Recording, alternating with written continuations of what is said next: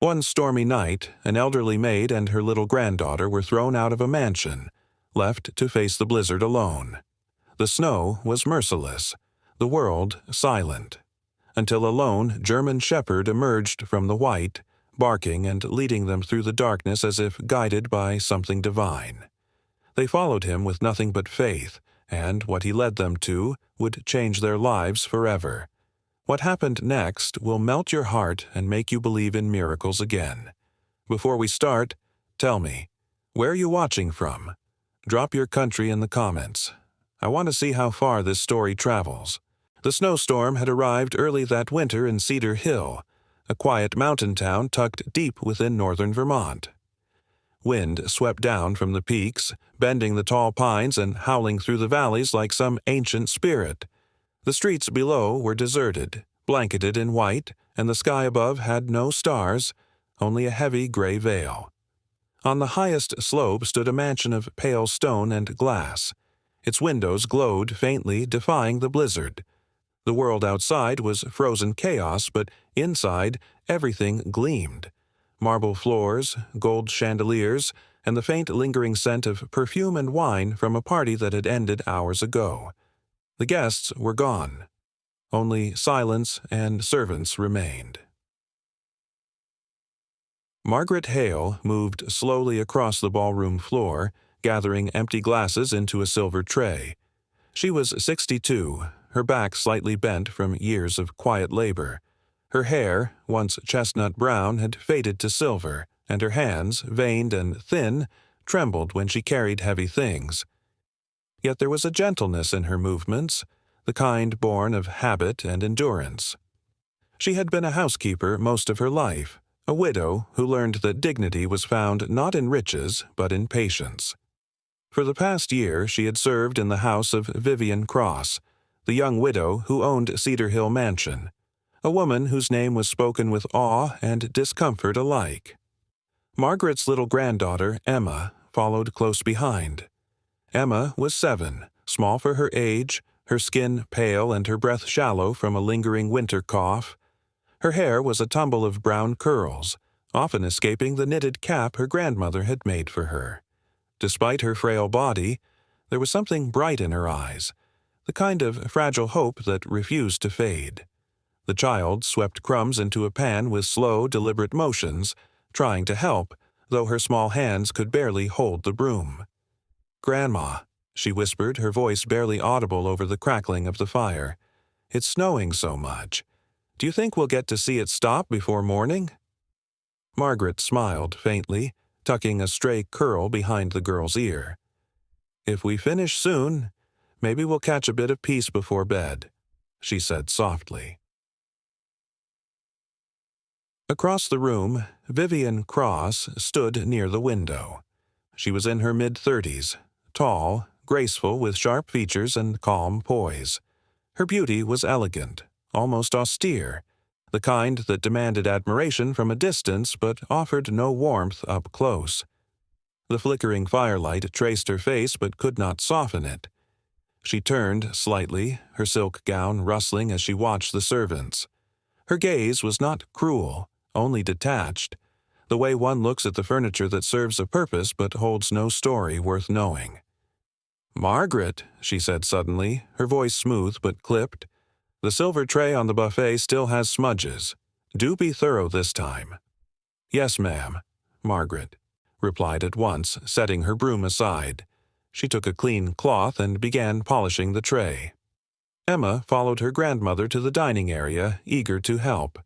On the table lay a small jewelry box half open, its contents catching the firelight, a necklace of white pearls, so luminous they almost seemed alive. The little girl couldn't resist glancing closer. Her eyes widened. She reached to adjust the box slightly so it wouldn't fall, but in that innocent gesture, her sleeve brushed the edge. The jewelry box slid, toppled, and with a soft clatter, the pearls scattered across the marble floor. One rolled under the chair, another struck a leg of the table.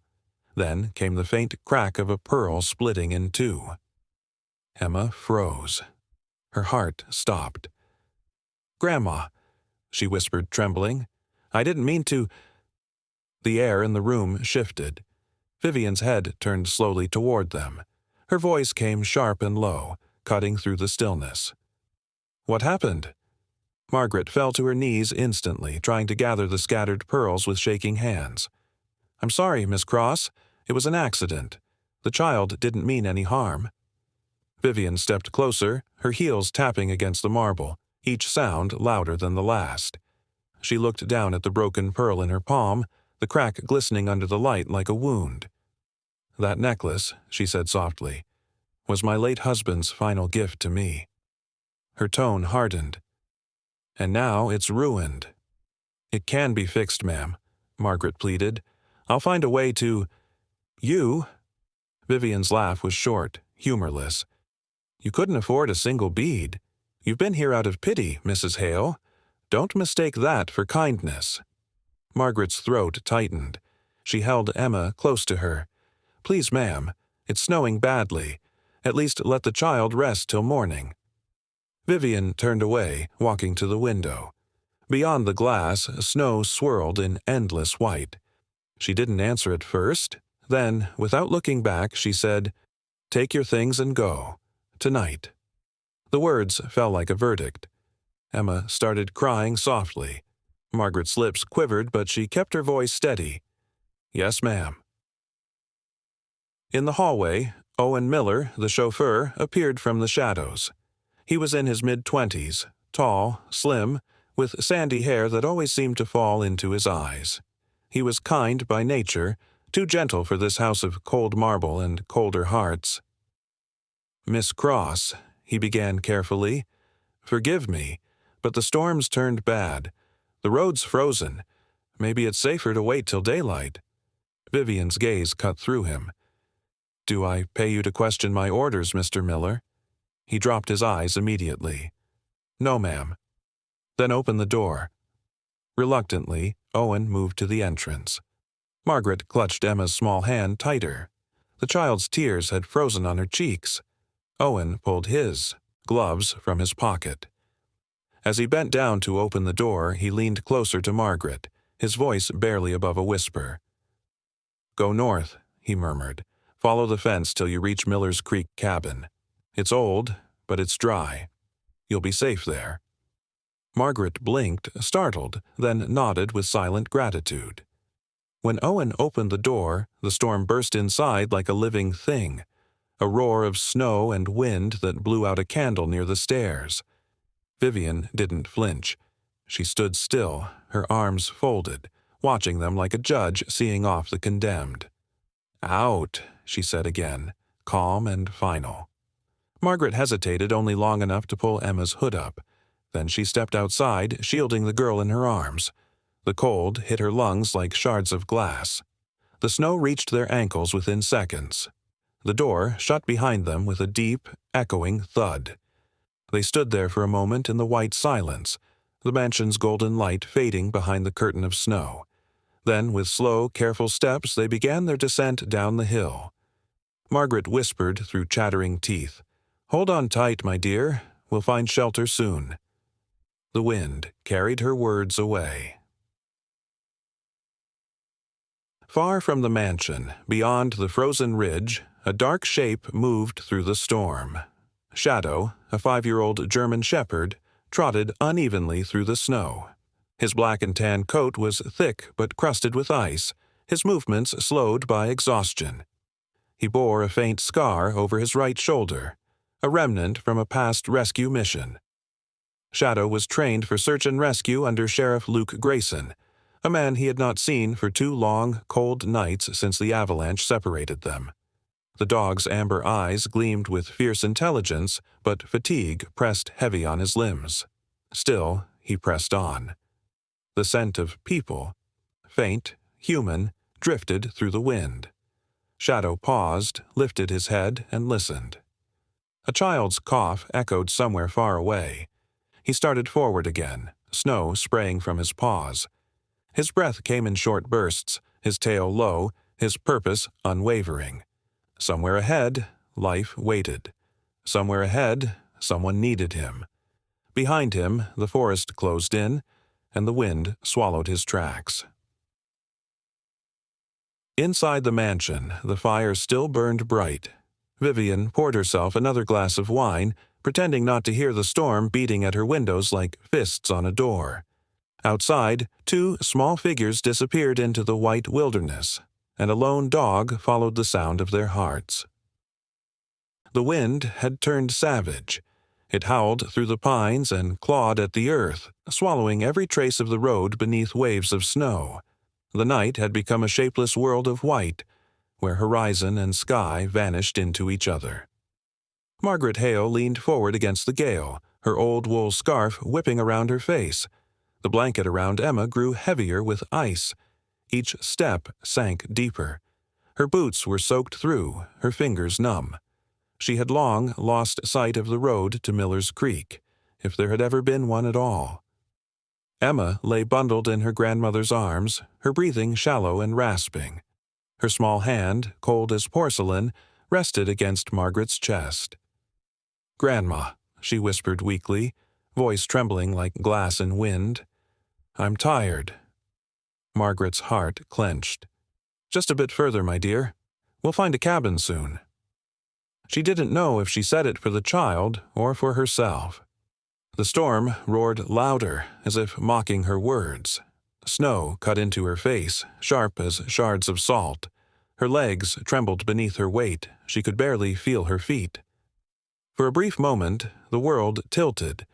Margaret fell to her knees, shielding the girl from the wind. Her breath came in hoarse gasps. The edges of her vision began to dim. She pressed Emma closer, whispering, "Hold on, sweetheart. Please." Then, out of the white void, came a sound. Faint, distant at first. A bark, low, sharp, and alive. Margaret looked up, blinking through the snowflakes that lashed her eyes. A dark figure broke through the storm, moving fast, powerful but struggling against the wind. The barking grew louder, and then it appeared. A German shepherd, coated in frost, fur black and tan glistening under the stormlight. Shadow. He stopped a few feet from her, chest heaving, amber eyes glowing with fierce awareness. He barked once, circling her in quick strides. His fur stood on end as he sniffed the air, then he pressed his nose against Emma's shoulder, whimpering softly. Margaret flinched, but something about the dog's gaze stilled her fear. It wasn't wild. It was urgent, intelligent. The dog barked again and tugged gently at her sleeve, teeth catching the edge of her coat, pulling toward the tree line. Margaret shook her head weakly. "No, I can't. There's nothing there." Shadow barked again, louder this time, circling them once more before bounding a few feet ahead, stopping, turning back, and whining insistently. He wanted them to follow. Margaret stared into the storm, then at Emma's pale face. Her instincts screamed to move. "All right," she rasped. "Lead the way, boy." The dog gave a short bark, then began to walk, not running, just enough for her to follow through the storm. His body cut through the snow like a living torch in the dark. Margaret rose unsteadily, shifting Emma against her chest. Her legs screamed with pain, but she followed the dark shape ahead, trusting it more than her own senses. The journey blurred into exhaustion. The blizzard screamed, but now there was something to hold on to, that moving shadow in front of her. Shadow would pause every few yards, glancing back to ensure she still followed. Once, when she stumbled and fell to her knees, he came back, nudged her shoulder, and stayed until she rose again. His loyalty was wordless but absolute. Minutes, or hours, passed. She could no longer tell. Then, through the howling white, she saw it, a faint glow between the trees. Firelight. Margaret blinked, thinking her mind was playing tricks. But the glow grew brighter, steadier. Shadow barked once and dashed ahead. She followed the sound of his paws crunching through the snow until the shape of a cabin appeared. Small, crooked, half buried under drifts, but standing. The door hung slightly ajar, creaking in the wind. Shadow nudged it open and stepped inside first. Margaret hesitated, then stumbled in after him. The room smelled faintly of smoke and pine. A stone fireplace sat in the corner, its embers still glowing from an old fire. She lowered Emma onto a tattered rug by the hearth. The girl's face was white as paper, her lips trembling. Shadow stood beside her, his breath heavy, fur coated with frost, but his tail flicked slightly as if reassuring them both. Margaret tore a piece of firewood from the stack beside the wall and managed to spark a small flame with trembling hands. The warmth crawled slowly through the room, flickering across the faces of three lost souls who had found each other by chance, or perhaps by something greater. She looked at the dog and whispered, "You saved us." Shadow blinked, lowered his head, and lay down beside Emma, curling around her tiny body to share his warmth. Margaret's eyes filled with tears. For the first time since leaving the mansion, she allowed herself to breathe. Miles away, the storm beat against the windows of the Cedar Hill Police Department. Inside, under the pale light of a desk lamp, Sheriff Luke Grayson sat hunched over a tracking monitor. Luke was 35, broad-shouldered, with weathered skin and dark stubble shadowing his jaw. His uniform collar was loosened, his sleeves rolled to the elbows. His blue eyes, though steady, carried exhaustion, the kind carved by too many nights chasing lost souls through storms. The monitor in front of him flickered with a faint pulse, the GPS signal from Shadow's tracking chip. The dot blinked weakly on the map, sometimes vanishing entirely in static before reappearing a few miles northeast, near Miller's Creek. "Come on," he muttered. "Don't give up on me, old boy." Across the room, Deputy Carla Raines looked up from her radio set. She was in her 40s, stocky with short-cropped blonde hair, practical and calm, the kind of woman who didn't scare easily, except when storms lasted this long. "Still picking up movement?" she asked. Luke nodded slowly. "Barely. He's in the woods north of the ridge. If the storm keeps up, the signal won't last another hour." Carla exhaled, pulling her coat tighter. "You think he's found shelter?" Luke stared at the blinking dot, his fingers tapping the table. "If I know him, he's found someone. He always does." He leaned back, closing his eyes for a moment, the memory of Shadow's first rescue flashing through his mind. A landslide in Idaho, a lost boy, a bark in the dark that led them home. That was years ago. Shadow was more than a partner. He was family. Luke whispered under his breath, "Hang in there, partner. Find warmth. Then find your way back to me." Outside, the wind screamed against the glass, as if answering his call. Back at the mansion, the storm had calmed only slightly, but the silence within those walls felt heavier than ever. Vivian Cross stood alone in her bedroom, the remnants of the gala long cleared. Her reflection stared back from the vanity mirror, the perfect image of poise and control. And yet, her eyes flickered with something she hadn't felt in years: doubt. She opened a drawer, searching absently for a brooch, and froze. There, lying on the velvet lining, was a familiar pearl necklace, unbroken, whole, its clasp shining. For a moment, she couldn't breathe. Her hands trembled slightly as she lifted it. The pearls were cool against her skin, flawless. Her mind reeled. She remembered the girl's tear-streaked face, the old woman's pleas. Her throat tightened. So, they didn't break it. Vivian's heart stung, not from guilt she wanted to acknowledge, but from the memory of something she had long buried. Compassion, a feeling she'd learned to scorn as weakness. She set the necklace down and whispered, "Not my fault." But the words sounded thin, hollow. She turned toward the window, staring at the white abyss outside. Snow still fell in heavy flakes, thick as ash. Somewhere out there, two fragile lives were at the mercy of her command. She reached for her glass of wine but couldn't bring herself to drink. Her hand hovered mid-air, then fell to her side. Her reflection met her gaze again, proud, cold, perfect. Yet behind that perfection, a crack had begun to form. Vivian pressed her palms to the window pane. the frost burning her skin. "They'll find shelter," she murmured, though her voice trembled. "They must." Outside, the snow answered with silence. In the forest, the cabin's fire burned low, casting long shadows across the floor. Margaret slept sitting up, her hand resting on Emma's hair. The child's breathing had steadied. Shadow lay beside them, his body curved protectively, his ears twitching at every sound of the wind. The snow outside continued to fall, softer now, wrapping the world in quiet. And in that fragile stillness, 3 hearts, human and not, beat against the storm, defying it.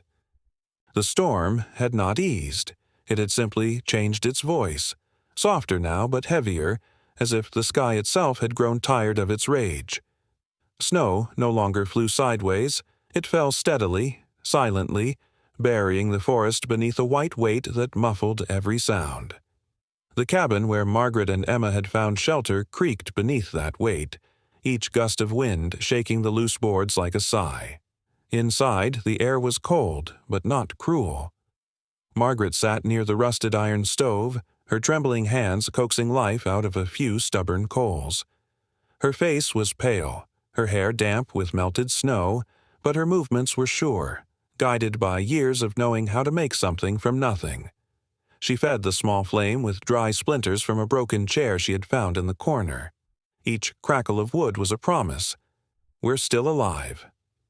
Emma lay nearby, wrapped in every scrap of warmth her grandmother could find. Margaret's wool sweater, the torn blanket, even her own thick skirt laid across the girl's legs. The child's face was flushed with fever, but her breathing had steadied. Her lashes fluttered occasionally, and her small hand reached out in her sleep as if searching for safety. Shadow lay near the doorway, his black and tan coat rising and falling with slow, rhythmic breaths. His thick fur shimmered in the firelight. His body was pressed against the bottom of the door, blocking the wind that seeped through the cracks. His head rested between his paws, amber eyes half open, watching every flicker of light and every movement. Occasionally he lifted his head to sniff the air, alert even in exhaustion. Margaret glanced toward him. "You're guarding us, aren't you?" she murmured, her voice soft, cracked by age and cold. The dog's tail thumped once against the floor in reply. She smiled faintly. "Good boy. You must have someone looking for you." Outside, the snow piled against the walls. The forest beyond had disappeared. Only the faint whisper of pines swaying remained, like ghosts speaking through branches. Hours passed. Margaret managed to keep the fire alive with scraps of broken furniture, a few pages torn from a rotting book, even a piece of her own apron. She was tired beyond thought, her body aching from the journey, but her mind refused to rest. She looked down at Emma's face, at the delicate rise and fall of her chest, and whispered, "You're safe now, my little bird. Just hold on till morning." Shadow shifted slightly, moving closer to them. He lay down near Emma, curling his strong body around the child's small frame, his warmth spreading through the cold air like breath. Margaret hesitated only a second before placing her trembling hand on his fur. It was thick and soft, still cold near the tips but radiating life underneath. She felt his heartbeat under her palm, steady, strong, a rhythm that gave her courage. For the first time since leaving the mansion, Margaret closed her eyes. She whispered a silent prayer of thanks, not to God, perhaps, but to this creature sent by mercy itself.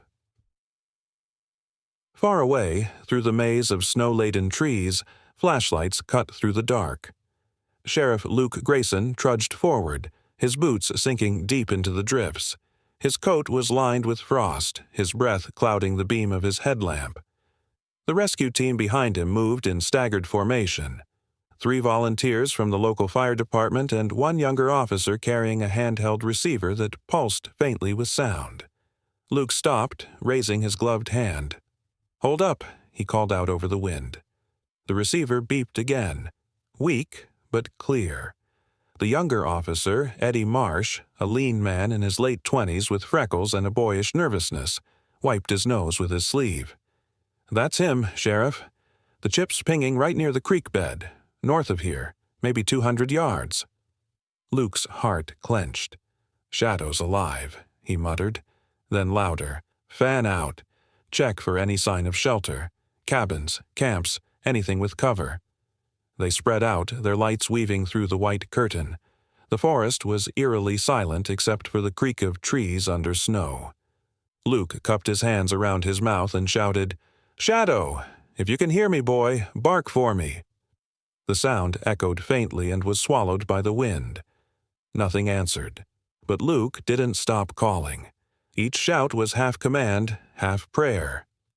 "Shadow! Come on, partner. You're not done yet." Eddie jogged beside him, panting.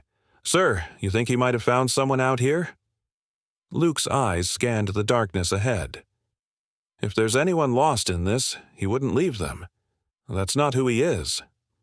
For a moment, the beam of his flashlight caught something, a faint trail of paw prints half buried in snow. Luke dropped to his knees, brushing the surface. The prints were fresh, spaced evenly, purposeful. He rose quickly, adrenaline kicking in. "This way." The team followed, lights bouncing across the snow. The wind howled, but beneath it, Luke thought he heard something faint. Maybe a bark. He froze, listening. The sound didn't come again. Still, his voice broke into a rough whisper. "Hold on, boy. I'm coming." At that same hour, warmth filled another kind of silence, the silence of guilt. In the mansion at Cedar Hill, Vivian Cross sat curled on a velvet sofa, a half-empty glass of wine in her hand. The fire burned bright before her, casting long reflections in the window. On the television across the room, the local news played faintly, a reporter's voice steady against the image of swirling snow. Severe winter storm warning remains in effect across the Cedar Hill area. Emergency services have confirmed 2 missing persons reported earlier tonight, an elderly woman and a young child, last seen near the Ridge Road before the blizzard intensified. Rescue operations are underway. Vivian's hand froze midair. The glass trembled. Her eyes flickered toward the screen, where a photo, blurry and old, showed Margaret Hale and a small girl standing outside the mansion's back garden, smiling faintly. Her throat tightened. The glass tipped, spilling red wine across the cream carpet. She stared at it, at the spreading stain, unable to move. After a long silence, she muttered, "They should have found somewhere to go." Her voice cracked halfway through. She stood abruptly, walking to the window. Outside, the snow was relentless, thick as smoke. The reflection of her face stared back at her. Perfect, controlled, unfeeling. But that reflection began to look like someone she didn't recognize, the woman who had turned 2 souls into exiles. Vivian's fingers pressed hard against the glass. "You're not responsible," she whispered to herself. "They should have been careful." But even as she said it, her own words felt like ash. The news anchor's voice continued behind her. "Temperatures are expected to drop below 0 by midnight. Authorities urge residents to stay indoors and avoid travel unless necessary." Vivian turned off the TV with a shaking hand. The room fell silent again, except for the crackle of fire. She stood there, her chest rising and falling unevenly. Somewhere outside, the storm howled, and in that sound she thought she heard a faint echo of a child crying. She pressed her palms to her ears. "Stop it," she murmured. "Stop." But the echo didn't stop. In the forest, beneath the snow-heavy pines, the small cabin glowed faintly like a lantern lost in the dark. Inside, the fire had grown stronger, dancing on the rough walls. Margaret slept lightly, her back against the wall, one arm draped over Emma. The girl's fever had begun to break. Her lips parted slightly as she mumbled something in her dream. Perhaps her mother's name, long gone. Shadow lay at the door, his eyes half closed but awake. Every now and then, he lifted his head toward the sound of the wind. His instincts told him something. Someone was near. He let out a low growl, not of fear, but warning. Then he lay back down, curling his body tighter around the cold that tried to sneak in from under the door. Outside, the snow continued to fall, burying the world beneath a stillness so complete that even the stars seemed frozen. The cabin's roof sagged under its weight. The fire hissed softly. And somewhere not far away, Luke Grayson shouted again into the storm, his voice fading into the night. A voice that would reach no one yet, but would not stop trying. The morning broke gray and soundless over the Vermont hills. Snow still blanketed the forest like an ocean frozen mid-wave, but the wind had quieted. The storm had spent itself, leaving behind a world that seemed carved entirely from silence and regret. Sheriff Luke Grayson led the search team through the white expanse, his coat crusted with frost, his beard stiff with ice. He hadn't slept, hadn't eaten, only followed the faint pulse on his GPS tracker, the one that had refused to die. The signal had stopped moving hours ago near Miller's Creek.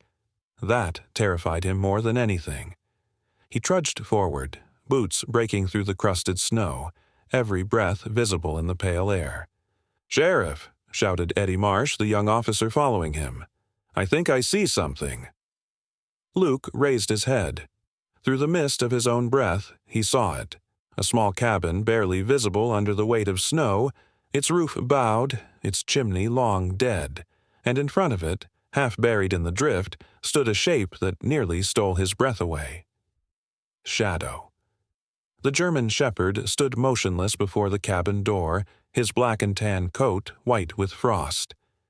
His body trembled from exhaustion, yet his posture was proud, protective, as if he'd been standing guard through the entire night.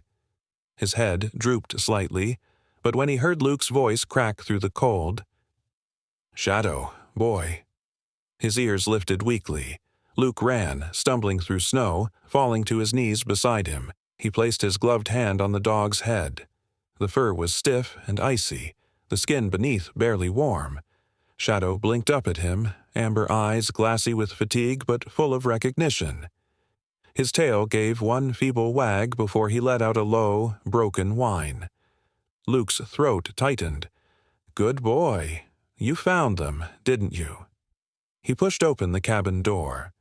The hinges groaned. Inside, faint light flickered from the last embers of a dying fire. Two still forms lay near it, an elderly woman wrapped in tattered fabric, and a little girl pressed against her chest. Neither moved. "Over here," Luke shouted. The rescue team rushed in behind him, flashlights cutting across the dark interior. Luke knelt beside the older woman, checking her pulse. "She's alive," he breathed. Then the child. Faint, but breathing too. He exhaled shakily, relief flooding through the ache of fear. Eddie crouched nearby, eyes wide. "They're barely hanging on, Sheriff." Luke nodded, glancing back toward the door where Shadow had collapsed onto the threshold, his body half in, half out of the snow. The dog's breathing was ragged, his head resting on his paws. "Get the med kit, now." Luke pulled off his coat, wrapping it around Emma, then pressed his scarf against Margaret's trembling hands. "Stay with me," he murmured. "You made it through the storm. You're safe now." He turned back to Shadow. The dog's chest still moved, but faintly. Luke crawled toward him, pulling the heavy animal into his lap despite the cold seeping into his own bones. Shadow's eyes met his, dim but unbroken. Luke stroked the frost-covered fur. "Tot lamb, cow ban," he whispered, his voice breaking. "You did it. You saved them." The German shepherd exhaled a shaky sigh as if the words had given him permission to rest. Then he went still against Luke's chest, not dead, just surrendering to the safety he had fought to reach. Luke pressed his forehead against the dog's and stayed like that for a long moment, as the snow began to fall again, gently this time, like blessing. Hours later, inside Vermont General Hospital, the warmth was almost unbearable. The hum of machines replaced the sound of the wind. Nurses moved quickly between rooms, their rubber soles squeaking faintly against the linoleum. Margaret lay pale but stable beneath crisp white sheets. Emma slept beside her, a small oxygen mask over her face. Her curls framed her cheeks, color slowly returning to her skin. Luke stood at the foot of the bed, Shadow curled on the floor near his boots, an IV taped to his paw. The dog's eyes opened briefly, glancing toward the child on the bed. "She's gonna be fine," said Dr. Helen Rourke, a woman in her late 40s with sandy blonde hair tied in a low bun. Her voice was calm but firm, the kind that left no room for panic. She had spent her career in mountain hospitals, patching up skiers and rescuers, but she had never seen a story like this one. Luke nodded. "What about the older woman?" "She'll make it too," the doctor said, adjusting the blanket over Margaret. "Frostbite, dehydration, exhaustion. But they were lucky, or maybe not luck." She looked down at Shadow and smiled faintly. "Maybe loyalty." Luke followed her gaze. "He stayed with them all night." "Animals know things we don't," she said softly before walking out. Luke crouched and placed his hand gently on Shadow's head. "Rest easy, partner. You did your job." The dog's tail twitched weakly in response. Outside the hospital room, the hallway buzzed with murmurs. Word had already spread across Cedar Hill. Reporters were arriving at the entrance, eager for the story. Police dog rescues 2 lives in blizzard. Townsfolk were calling the sheriff's office to confirm the tale. Some even gathered outside the hospital to see the heroes for themselves.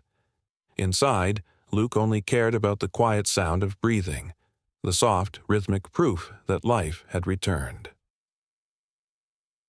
Meanwhile, miles away, inside the mansion of Cedar Hill, Vivian Cross stared at the same story unfolding on her television screen. The image showed a photograph of Shadow, half buried in snow, and beside it, footage of the hospital. The rescued victims identified as Margaret Hale and her granddaughter, Emma. Vivian's hand tightened around her wine glass until it shattered, the stem cutting into her palm. Red wine spilled across the marble floor, mingling with drops of blood. She didn't notice at first. Her gaze was locked on the screen, frozen in disbelief. The dog, that same German shepherd she had turned away days ago when it came scratching at her back gate, whimpering for warmth. She had called it filthy and ordered Owen to drive it off. Her chest constricted. The firelight in the room seemed to grow colder. For a long time she stood still, staring at the television, at the faces of the people she had nearly condemned. Then something inside her, a barrier built of vanity, pride, and cruelty, cracked. Vivian crossed the room, blood trailing faintly behind her from the cut, and reached for her car keys. The engine roared to life moments later, echoing across the silent hills as she drove into the dying storm. At the hospital, snow still clung to the parking lot in fragile heaps when the black sedan pulled in. Vivian stepped out, her cream coat whipping in the wind, her hair loose for the first time in years. She looked smaller than she once did, not in stature, but in certainty. Inside, the receptionist blinked in surprise as she approached. "Ma'am, visiting hours haven't—" Vivian cut her off softly. "I'm not here to visit. I just need to see them." "You'll have to wait outside the room, ma'am," the nurse said gently. Vivian nodded without protest. She walked down the corridor until she reached the glass window of room 214. Inside, Margaret was awake, her thin hand resting over Emma's. The old woman turned her head, her blue eyes brighter now, watching the child beside her breathe peacefully.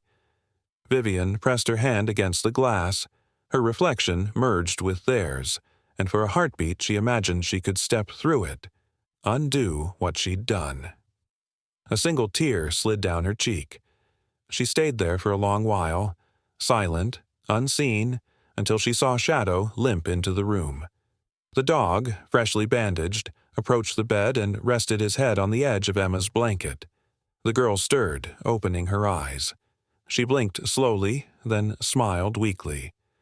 "Grandma," she whispered, "the dog came back." Margaret brushed her hair back gently. "Yes, darling, he never really left."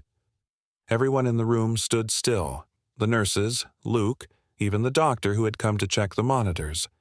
Shadow's tongue brushed lightly over Emma's hand, a gesture so tender it silenced the entire ward.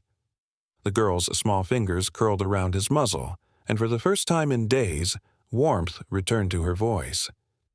"He's my hero." Vivian turned away. She walked back down the hallway without a sound, past the nurse's station and out into the snow. Her footprints marked the path she'd never return by. By the time morning came, her confession papers were signed at the sheriff's office for negligence and unlawful mistreatment of domestic staff. And as the first light of dawn broke through the clouds, Shadow lifted his head from beside Emma's bed and barked once, softly, as if to announce that justice, at last, had found its way home. 2 months later, the hills of Cedar Hollow were no longer white. The last fingers of winter melted into streams that sang down the slopes, carrying with them the memory of the storm. Grass returned in timid green blades, and sunlight shimmered on the thawing waters of Miller's Creek. The once dead forest breathed again, birds nesting, branches budding, and life rediscovering its rhythm. Margaret Hale walked through the open gates of the Hollow Creek Rescue Center, her steps steady though her hair had turned a softer shade of silver. Her worn wool coat had been replaced by a plain denim jacket, and her hands, once cracked from scrubbing marble floors, now smelled faintly of soap and hay.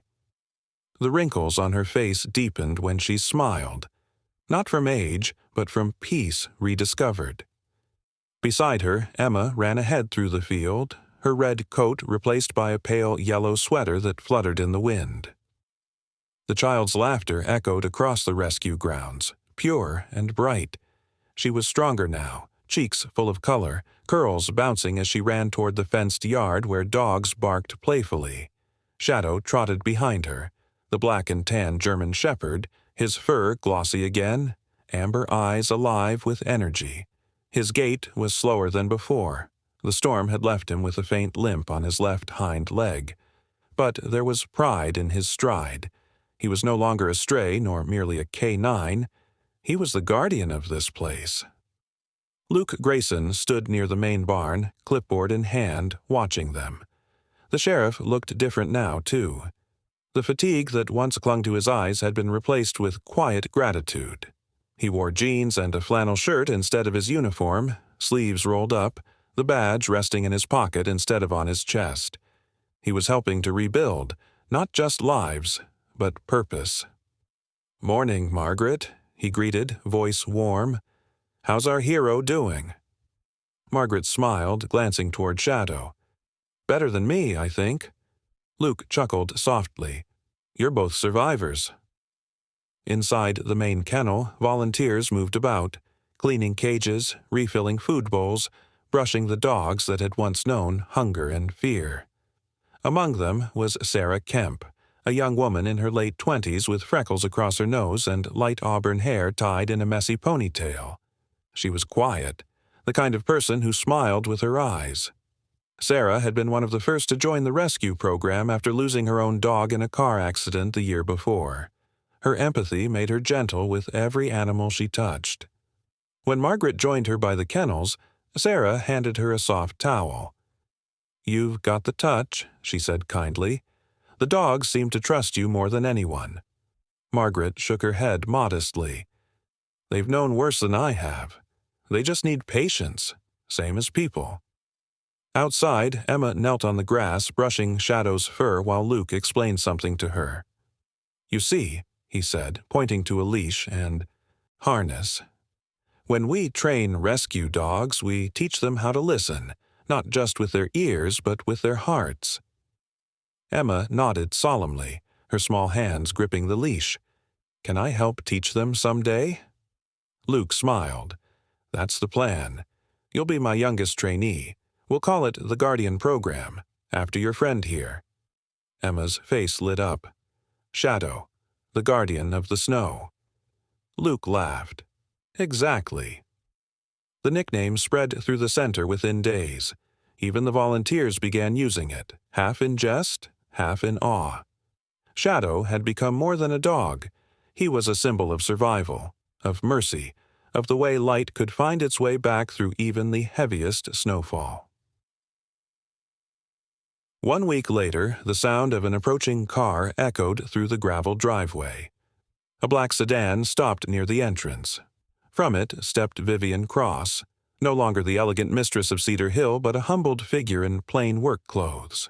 Her once luxurious dark hair was tied into a simple bun, and the fur coat that had once draped her shoulders was replaced by a beige jacket with a volunteer badge clipped to it.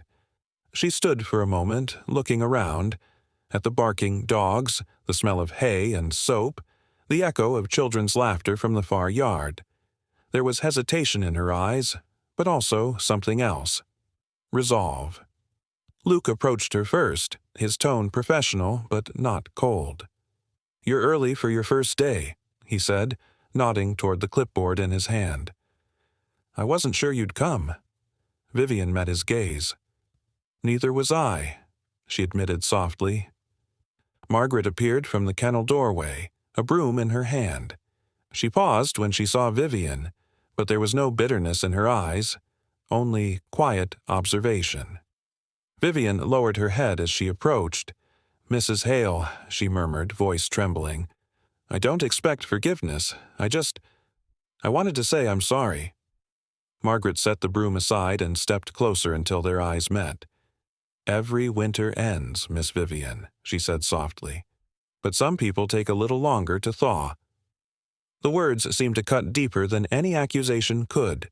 Vivian's lips quivered, and then, as though her strength gave out, she began to cry. Quiet, broken sobs that carried all the weight of guilt and release. Margaret didn't speak again. She simply handed her a pair of gloves and nodded toward the kennels. "Come on, the stalls won't clean themselves." From that day forward, Vivian worked at the rescue center under Luke's supervision. She scrubbed floors, mended fences, fed dogs, and learned to kneel. Not in shame, but in humility. Sarah helped her adjust, guiding her with the kindness of someone who knew what brokenness looked like. At first, the animal shied away from her scent of perfume in fear, but over time, her voice softened. Her hands, once manicured and jeweled, grew rough and steady. The dogs began to approach her willingly, brushing their noses against her palms. And for the first time, Vivian smiled. Not the poised, practiced smile of high society, but the simple kind that comes from peace. One late afternoon, golden light poured through the open windows of the rescue barn. Emma came running, clutching something in her small hands. "Miss Vivian," she called, "I made something for you." Vivian turned, brushing her gloved hands on her apron. Emma held out a small object, a pearl necklace, the one once broken and discarded, now repaired with a thin thread of rough twine. "I thought it could still be pretty," Emma said shyly, "if someone keeps it with their heart." Vivian's hands trembled as she took it. The pearls were uneven, one still chipped, the twine scratchy against her skin. But to her, it was perfect. She knelt and pulled the child into her arms, pressing a kiss to her forehead. "Thank you," she whispered. "You've given me more than you know." Margaret, standing nearby with a pail of water, watched the scene with quiet grace. The world had come full circle. That evening, as the sun dipped behind the hills, Luke stood outside the barn with Shadow lying at his feet, tail flicking lazily. He watched Emma chase fireflies, her laughter mingling with the hum of spring. Margaret sat on the porch, knitting something small, perhaps another scarf. Vivian cleaned the water troughs nearby, her face illuminated by the fading light. The sheriff tilted his head toward the sky, where the first stars shimmered faintly. "Funny," he murmured, "how sometimes it takes losing everything to remember what really matters. Margaret looked up from her knitting. That's God's way, Luke. He doesn't always speak in thunder. Sometimes it's just the quiet after a storm, when hearts are still enough to listen. Luke smiled faintly, glancing at Shadow. Guess he used the right messenger this time. The dog huffed softly, resting his head on his paws as if in agreement. As night fell, the rescue center glowed with lantern light. Emma's laughter echoed one last time before fading into the chorus of crickets. Somewhere in that stillness, forgiveness settled, gentle as the thawing snow, patient as spring itself. And for everyone at Hollow Creek it became clear that miracles didn't always come with lightning or fire. Sometimes they came on four legs in the form of loyalty, love, and second chances.